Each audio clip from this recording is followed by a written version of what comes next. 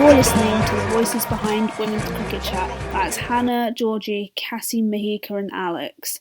Coming up on today's podcast... Hello and welcome to this week's episode of Women's Cricket Chat. I'm joined by the wonderful Mihika and we have got leg spinner, absolute supremo, hat-trick taker, Anisha Patel. Welcome to the pod, Anisha.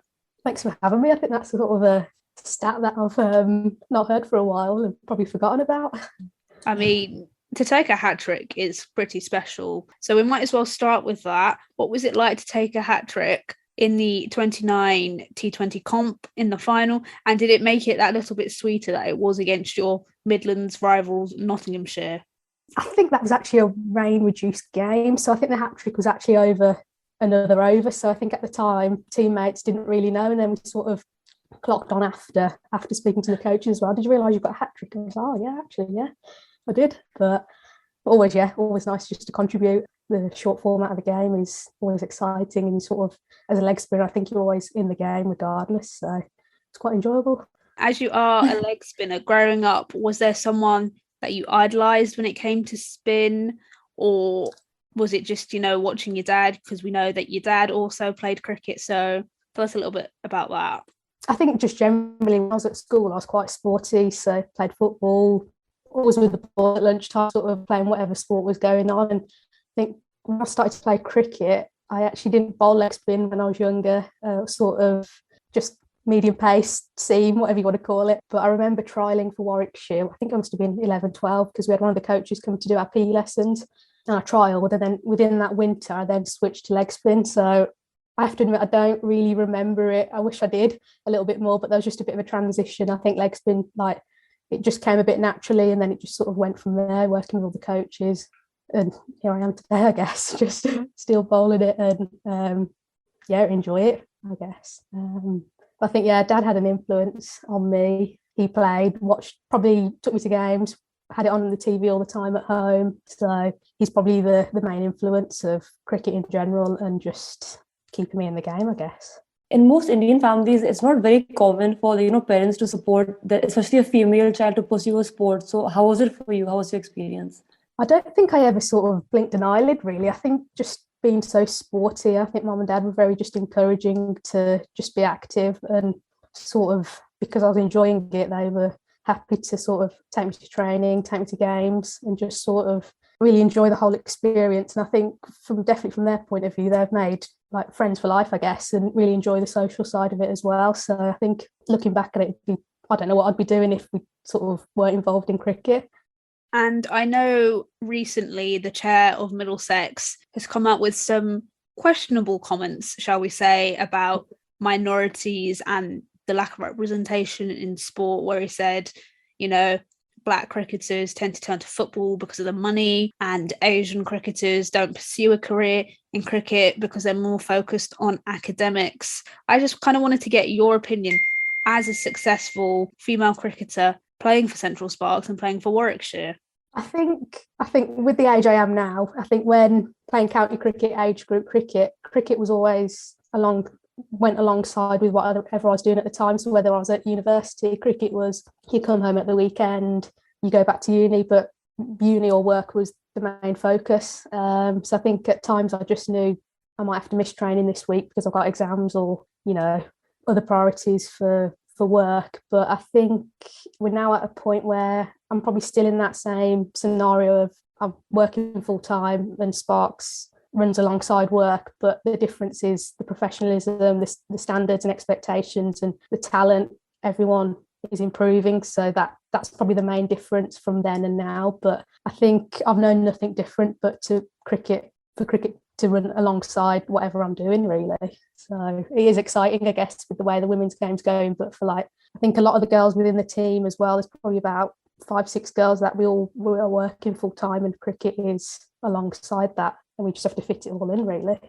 So do you think with these new tournaments like the 100 and a lot more investment into women's cricket, this might change in the future?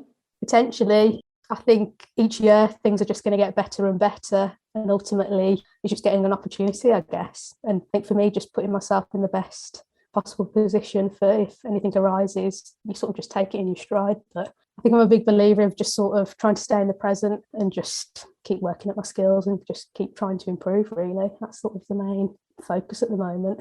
And growing up, there obviously wasn't a lot of a South Asian representation in the women's game. The most notable figure is Ishigua. How pleasing is it for you now to see more South Asian girls get involved in cricket and for you to sort of be, I guess, in a way, a role model for them? I think I don't really think of that as like being a role model, but I think I can only speak for my personal experiences. But I think coming into new environments and teams like that, I've never sort of blinked an eyelid that you might be the only Asian girl within a team, like just because everyone's so welcoming and they see you as no one different. So I think for me, I've never really thought about it, but I think with the media coverage and social media nowadays and the stories that are coming out, you sort of just, when you do reflect, I think I'd say I'm very fortunate, but I think just now it's great that for me, if there's any girl with talent or shows potential, that there should be opportunities for them regardless of, you know, your age, backgrounds and things like that. So I think I've been fortunate as well to sort of be involved with the SACA, so the South Asian Cricket Academy, so doing a bit of coaching on there. So it's just great to see like the girls having an opportunity, and there is talent there. So hopefully we can just sort of nurture them and, you know, put them in the right direction to sort of help them achieve what they'd like to with their cricket, whether that's, you know, going to play county and region or just, you know, stick at it at club level. So there's so many different directions you can go in with cricket. So just keeping them in the game is sort of the number one priority, I think. We also spoke to Meena Sahur in one of our last podcasts, and she spoke about like the glow and the dark cricket and stuff like that. So what has been your most sort of favorite program that has been launched by Warwickshire and just your experience with SACA?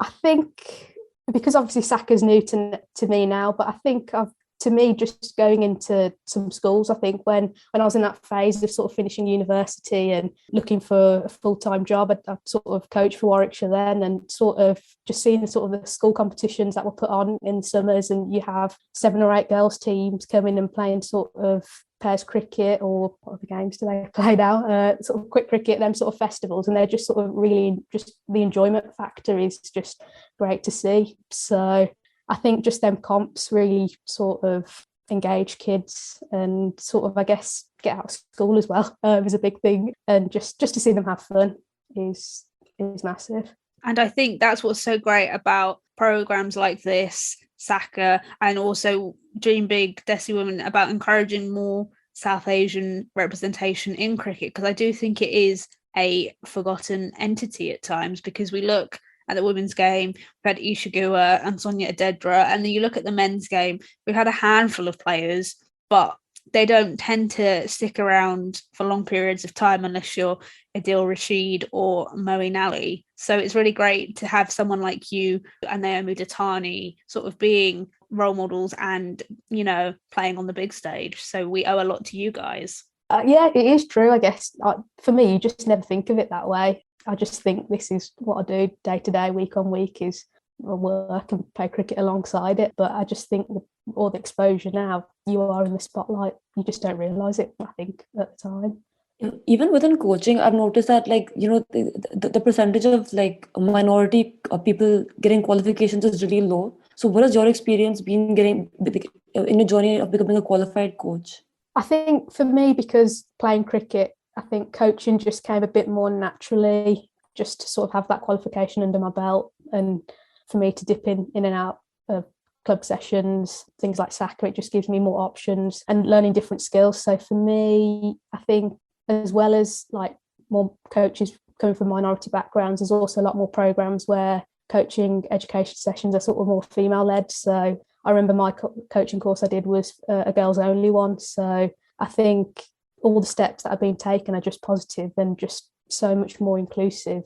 I think it's one of them things that's always just going to keep getting better, and we're going to continue to learn over time. And I think that's the most important thing.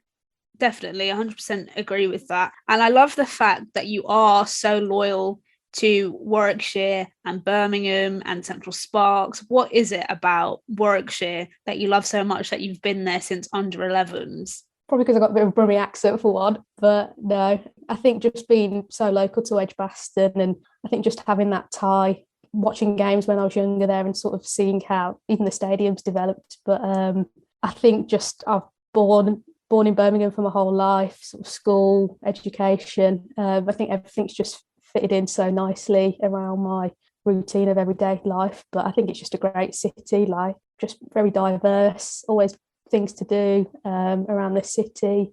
But yeah, I don't think I've ever sort of experienced anything, what's the word? I just think it's a great city, really. I did go to university in Sheffield and absolutely loved it up there. But I think Birmingham's always sort of the number one city for me, and the second city, as most people describe it as.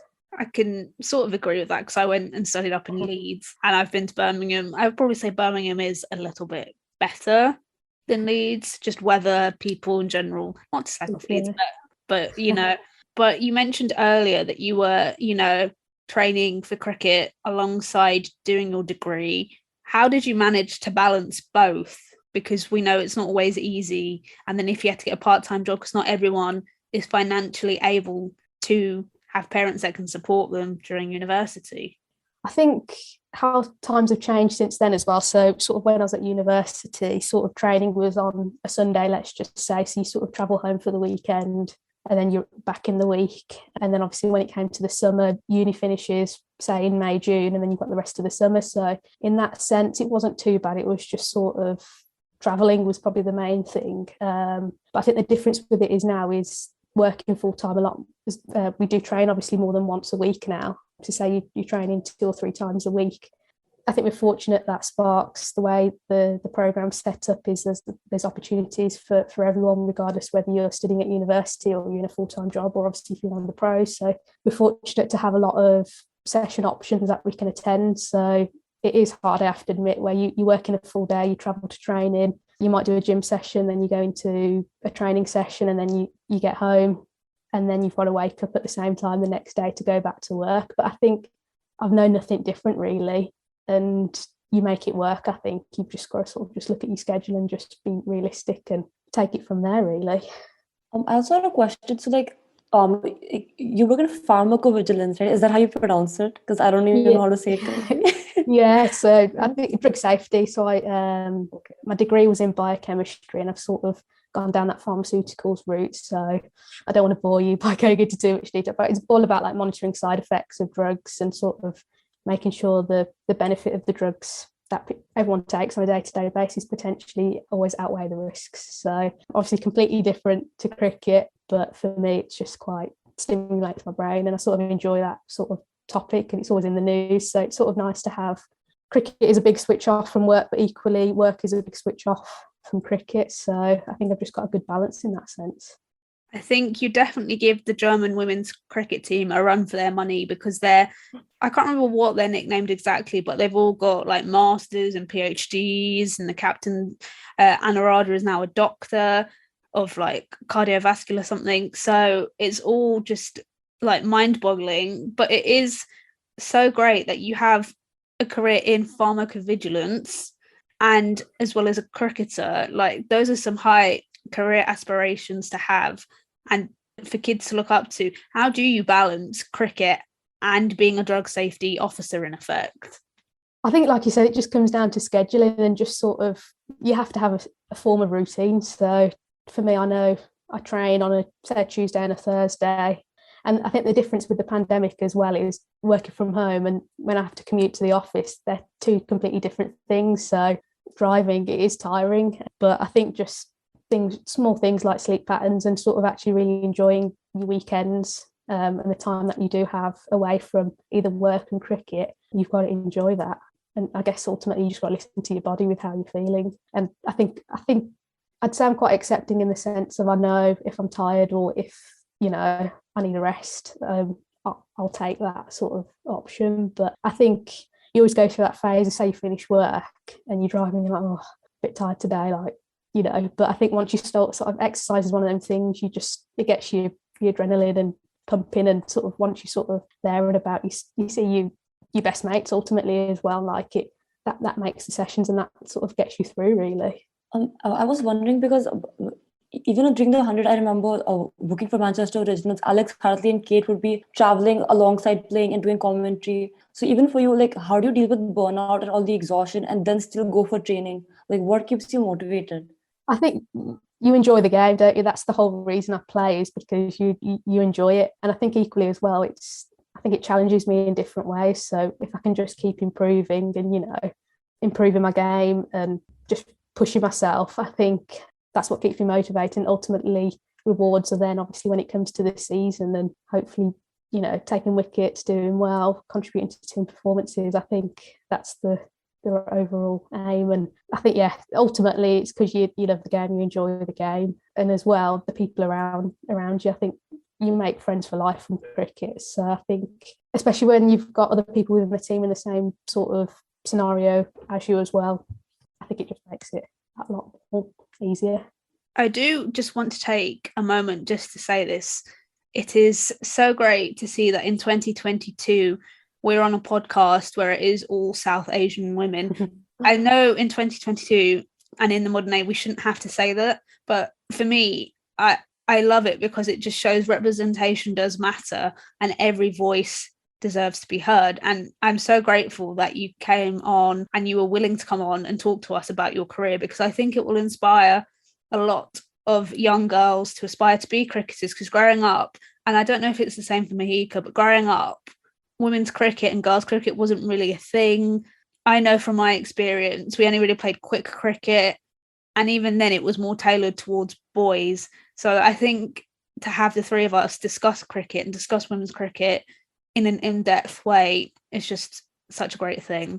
It is, isn't it? I guess just the way the game's going, more and more people are sort of enjoying the game. And also, I think it's small things, just like the people that talk about cricket as well. Like for me, I think if you look at my mum as a prime example, like when I was a bit younger, she didn't come to cricket that often, sort of asked me how games go, but now she's sort of, puts the 100 on in the TV, sort of wants to go to cricket games. I did have a bit of a funny experience last season where for one of the 100 games, because I know they started obviously a bit earlier in the working day, Mum and Dad wanted me to drop them off at Edgbaston whilst I sort of work from home, and then I joined them later on. So I think it just shows just what coverage and a bit of investment does, whether that's people playing club cricket, just playing socially.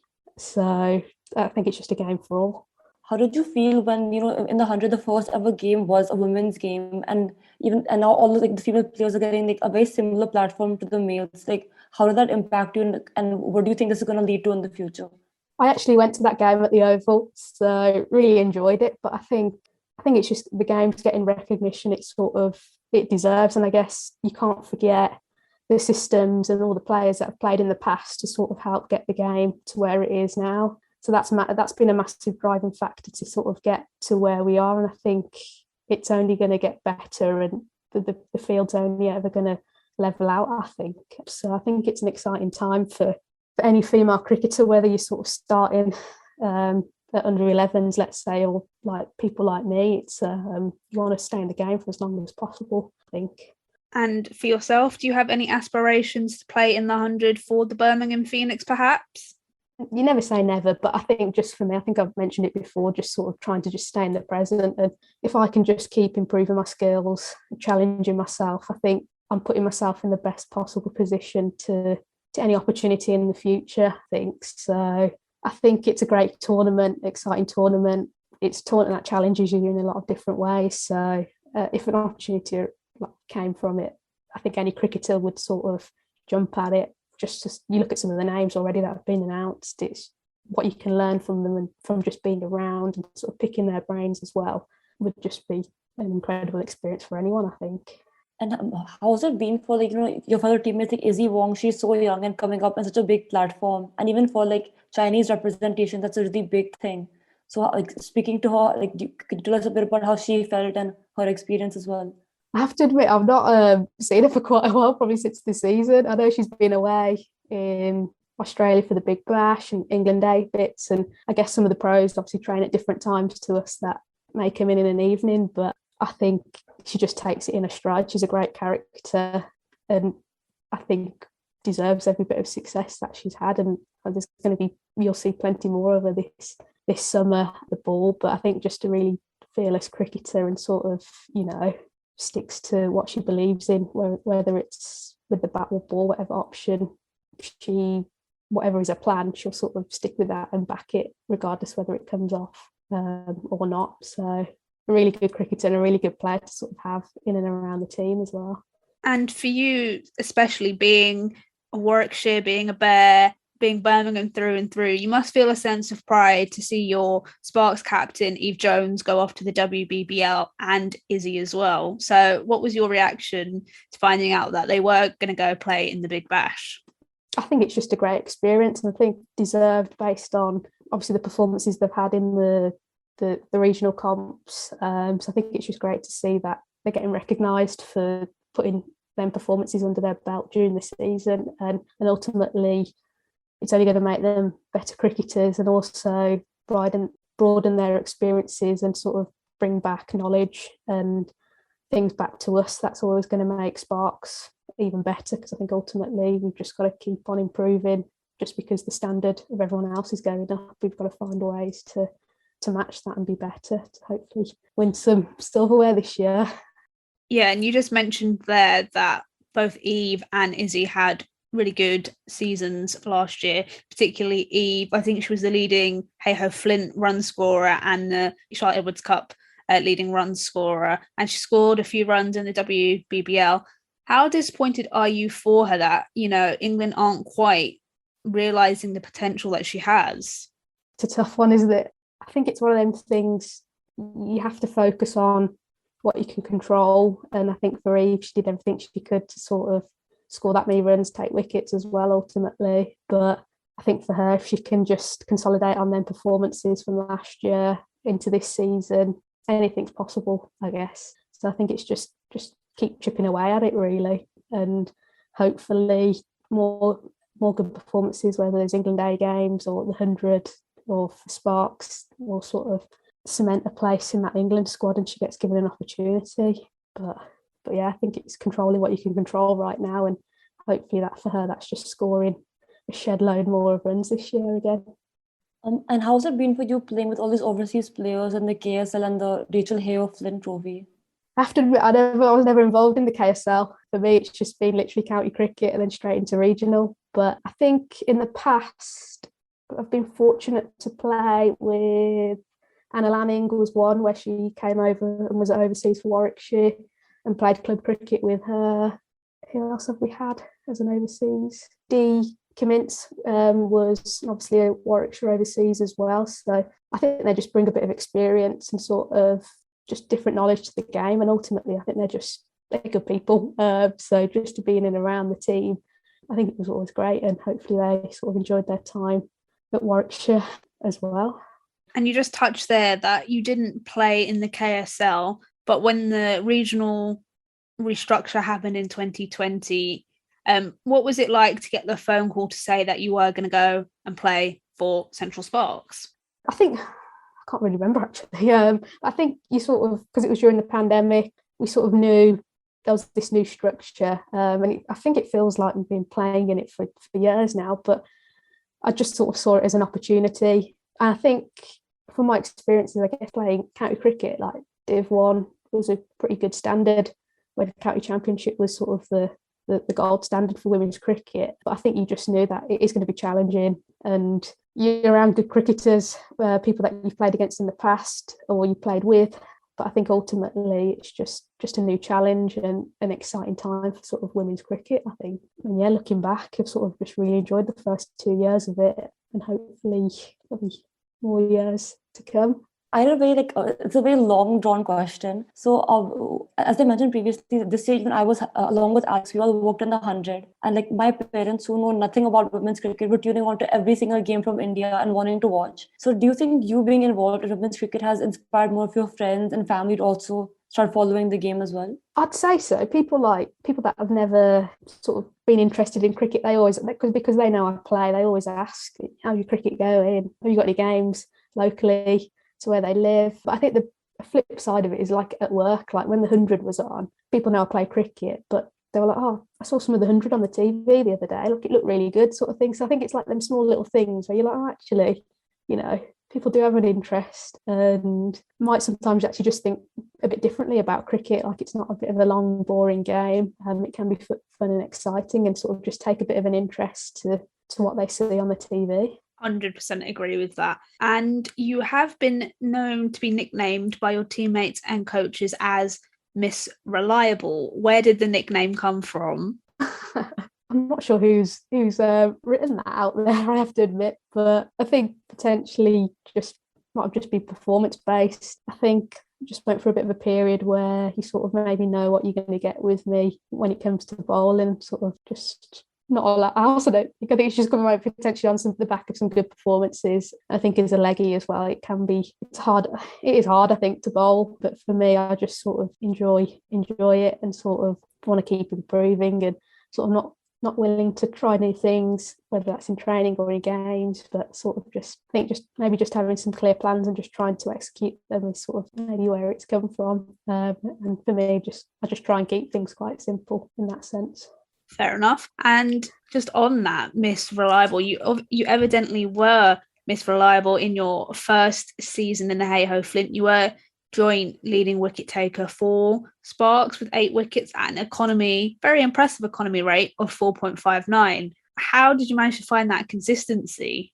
I think with a big difference I've seen obviously with the regional comp is you're playing at first class county grounds and you're playing on better pitches. So for me, I think I transitioned quite well in the sense that actually going at 4 and over, 4.5 and over, or under 5s is actually the norm and sort of actually quite good. So sort of just having that acceptance of sort of, right, I'm getting my sweepers out, going at 4s is fine, let's just say, and then just being really clear on plans at the time of just to close overs out and try and squeeze a dot in here or there, but just being accepting that sometimes you are going to get hit for runs, but ultimately that's the way the game's going. Teams are naturally, we're going to score 200 plus more often than not now. So I think it's just your mindset has to change with it. So that's what it was for me, I think.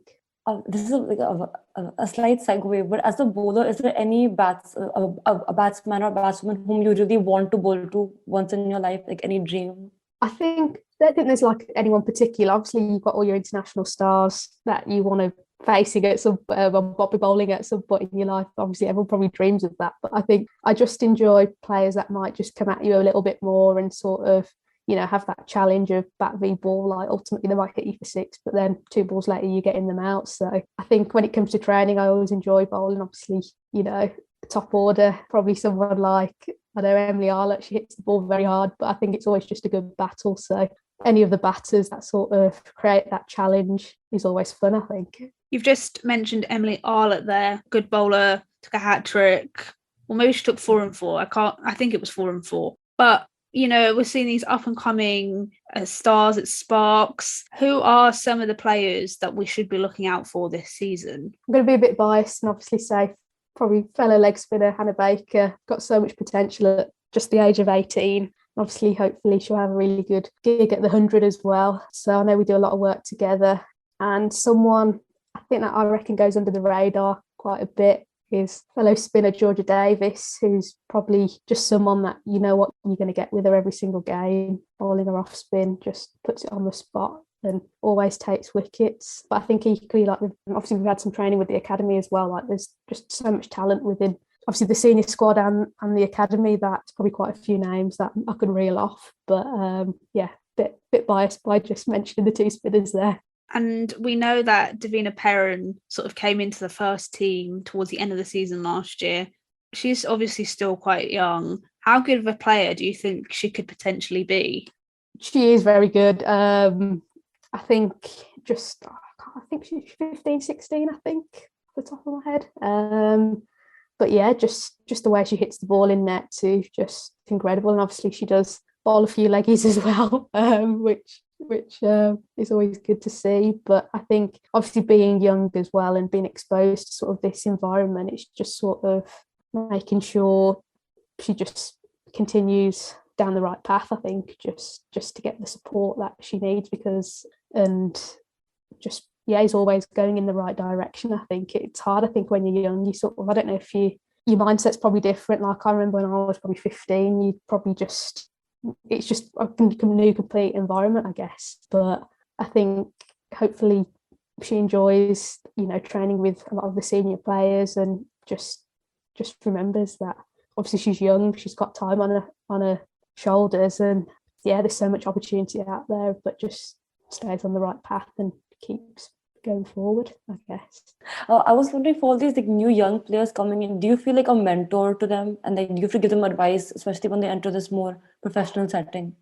You want to be good role models, and I think the way that the system we've got at the moment with the integration with the academy, I think it's great for everyone, really. Just sort of speaking about personal experiences, or it might be something technical where younger players might just prefer to just have a chat with you about something, or your game. So I think maybe just sometimes they might just gain like little snippets of knowledge that I think probably as players we say them, but we don't realise at the time that could be very useful to someone younger. But ultimately I think I always remember as well, like we were sort of their age at once, to sort of know the feelings and emotions of what they're going through, and with it being such a new environment with the regional stuff, like county age group was sort of just the norm for everyone else, so this is obviously just a step up for them. But I think ultimately they're just in a great place, so any bit of advice or sort of just someone to talk to the younger players, I'd like to think I'm always sort of just open-minded, and sort of would help if anyone needed it, or whether that's just a chat or something else. I think it's really important, I think. And if there was something that you could tell your younger self now, having played the game, played in the regional setup, what would it be? Put me under the spot here. I'd say learning that mistakes you'll learn from making more mistakes, and it will sort of make you a better person in the long run. Especially if you can accept that at the time. If you've got a bit of a technical fault, let's just say you worked on it, or it's just going to make you better. So not to sort of focus on the mistake you've made or an issue you've got, but just sort of to accept it and then use it to make you a better player. I hope I've sort of explained that okay, but acceptance is a big thing, I think. Just sort of regardless of what scenario it is, you accept it, and you can always learn from it to be better.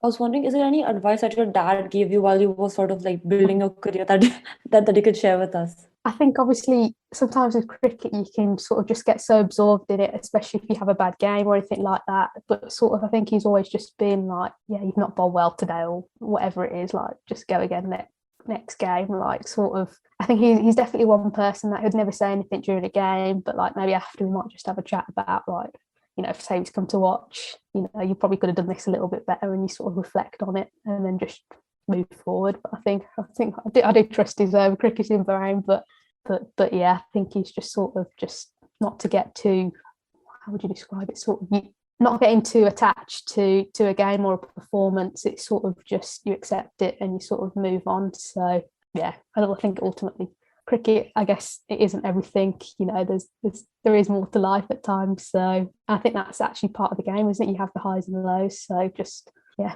each game is a new game, a new day, and you sort of just forget what's happened in the past, really. And how do you deal with those highs and then those lows? Like, what sort of support do you have, and what sort of support do Warwickshire and Central Sparks offer you guys? So obviously you've got your teammates around, and obviously you make really close friends obviously within that group as well. But I think with the variety of coaches that are available as well, I think it's obviously just that openness. I think just having that sort of environment that's been created, that you're comfortable to speak to anyone that you'd like, and ultimately you have people, your parents, family as well, that's sort of always there for you, friends. But I think, yeah, it's just the sort of the way it is. There's so many people out there that you can reach out to if you ever needed to have a chat about anything. But I think highs and lows, they're part of the game, I guess. I think you might have more lows than highs, I guess, but ultimately you go through them lows to then potentially have that sort of match-winning performance. But just sort of knowing that it's part of the game, I think, is sort of a big part of it. And I was wondering, what has been your most memorable match or experience right from the under 11s to now? Is there any one moment that stands out? Potentially the final game to win the T20. I don't know what the competition was called, but the T20 County Cup. I don't know what it was, but I think obviously when we played games, because all the games were played obviously at the same time. So you might have two teams going in Hampshire playing, you've got us playing in Birmingham. And I think knowing that we heard results sort of went our own way, and we sort of obviously just needed to win that final game and sort of know that there was another match going on at the time. So I think it just, when taking that final wicket and then hearing, I think another team may have lost, and sort of just realising that, we've sort of won some silverware was quite nice. And obviously with it being at Edgbaston Foundation Ground at Portland Road on home soil, that was quite nice. And obviously knowing we had all parents of players and friends and family there was just quite special. And then obviously part of the celebrations was that we had I think we did like a lap of honour with the cup during one of the men's T20 games at Edgbaston, which I thought was just quite nice. People giving recognition of a Warwickshire team winning a trophy was quite special, I think. And we can't have you on the podcast without discussing the fact that you were at the 2020 T20 Final World Cup in Australia. God, that's a mouthful. What was it like to experience it? Obviously, it was life before COVID and restrictions and bubbles. So what was that like for you to witness? It's mad to think, because that was like 2 years to the day, really. Like sort of, I think things come at my time. Obviously, we were flying out from Birmingham Airport this time 2 years ago, but I think it was just incredible. Like, you look back at it and just being so fortunate. That was probably the last time I used my passport to get out the country, but incredible, like, to do it sort of with your best friend. And then obviously we met one of the girls who played for Warwickshire, who's just sort of living out there for a couple of years. So nice to see a familiar face, but just incredible to see the MCG full for one for a final. And then we're very fortunate that we managed to get some wristbands off another fan in the crowd that wasn't staying for the Katy Perry concert. So we actually got onto the grounds of the MCG for that. But just great to see so many, families and other people that potentially may have never watched cricket before, just to fill the ground. And I guess for Australia to get behind that sort of project to fill the MCG and for it to pay off was just incredible. And I think that sort of set the standards for everyone else. I was hoping like the Commonwealth Games final, they'd get like an artist to come and perform. I think that would be incredible, I think. But just a surreal day, and sort of ones where you look back at photos, you sort of just can't believe that you were sort of there to witness it all. Just a quick one before we wrap up and do fun questions. Obviously, the Commonwealth Games are in Birmingham. How excited are you for them to be at Edgbaston and for cricket to be introduced into the Commonwealth and for it to be women's cricket? I think it's great. Hopefully it will inspire people in Birmingham just to come down and get into cricket, whether they are obviously big fans like me or, they're new to the game. Hopefully they can just sort of come down and sort of support the Commonwealth as a whole. But I think just Birmingham, it sort of loves cricket. You've got obviously the stadium.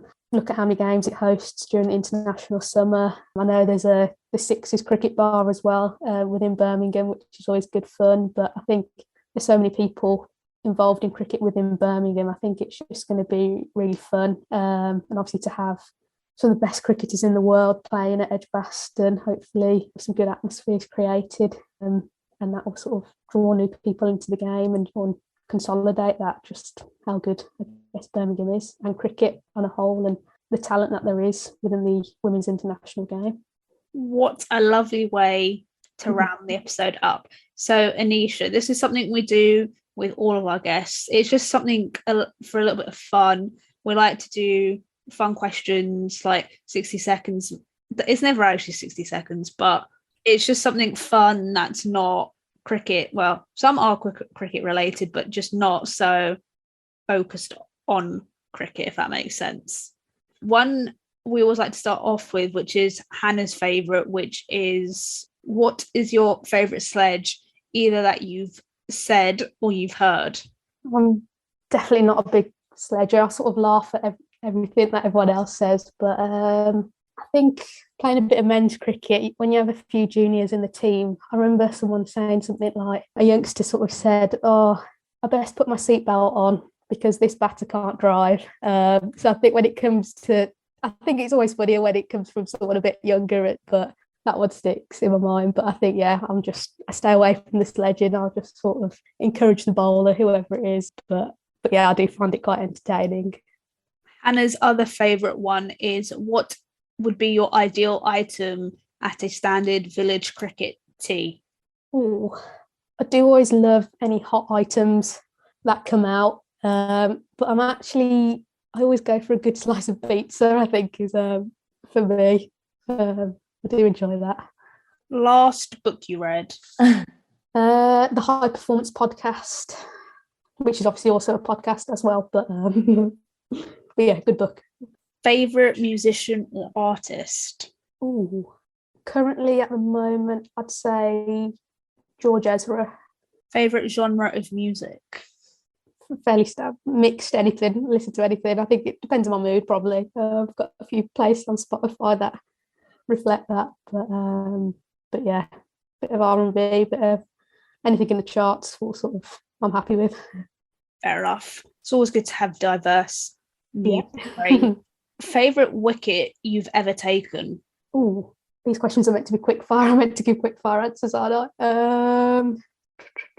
Potentially, I think I've had Heather Knight stumped, but this was after she got 100, so maybe that. To be fair, who doesn't love to get the England captain out? True. Mihika, have you got any questions? Favorite cuisine? Ooh, that is also mood dependent, but I have to say Indian at the moment. Yeah. The 100 or the IPL? Ooh, the 100, because obviously the integration between the men's and women's, but hopefully the IPL will go in that way as well very soon. Hollywood or Bollywood? Hollywood. I have to admit, Bollywood, no, not for me, I have to admit. Favourite film? Oh, not a big film watcher, I have to admit. Oh, The Greatest Showman, though. Do enjoy that when it's on TV. Last TV show you binge watched? Oh God, Love is Blind on Netflix, both seasons. Don't know if I should have admitted that, but yeah, I got through them quite quickly. It's okay. We've had cricketers say worse things, so Love is Blind isn't even that bad. Someone said Love Island, so there we go. Favourite place you've played that's not Edgbaston or in Birmingham? Oh, Edgbaston would have been the ground. I enjoyed playing probably Headingley. That's quite nice. Up there, a bit of a carpet, and we've got a win in that first season of the comp. Favourite holiday destination? Oh, there's a few on the bucket list, but ones I've visited, it has to be Australia back in 2020. And just finally, what are your aspirations for and goals for the season ahead? I guess regardless what team I'm playing in, club cricket, men's cricket, county cricket, Sparks, just hopefully contribute to team performances. But I think ultimately, if I can just keep improving my game, taking small steps forward, it's just going to put me in a good place, I think. So, yeah, and hopefully a trophy for Sparks would top it off. So, yeah. I think that is a lovely way to wrap up this podcast. Just quickly, Anisha, where can our listeners find you on social media if they want to learn more about you and your leggies, or about Sparks, and just have a general sift through your social media? I think my Twitter is Anisha_17 and Instagram is Anisha Patel 17, but obviously the Central Sparks handles are obviously used across all social media platforms, and the same with Warwickshire as well. Hopefully they're really good at sort of promoting sort of the women's game on match days, so yeah, I'd recommend them, but maybe not for me. Maybe not my own profiles, and they're a bit boring, I have to admit, but yeah. Brilliant. Thank you so much, Anisha, for sparing some time to talk to us about all things cricket, soccer, glow cricket, the works. We are so grateful, and we wish you well for the season ahead. Thanks for having me. Massive thank you to Anisha for coming on and being a guest on the podcast. I really enjoyed this one. Felt like I learned loads, like about soccer, about leg spin bowling, about Warwickshire, about the works really. And hoping that you guys did too. But in all honesty, Anisha was just a breath of fresh air, really insightful, and it's just one of those episodes that makes you sort of stop and think. And to all our listeners, if you want to keep up to date with everything that we're doing, you can follow us on Twitter at WCricketChat, on Instagram at Women's Cricket Chat, and if you want to give us a like on Facebook, we are Women's Cricket Chat. If you'd like to give our personal Twitters a follow, then it's at Hannity1194, at Georgia Heath27, at Cassie Coombs98, at Mihika Barshni, and I'm at Alex Jane Pereira. This has been Women's Cricket Chat. Tune in next time.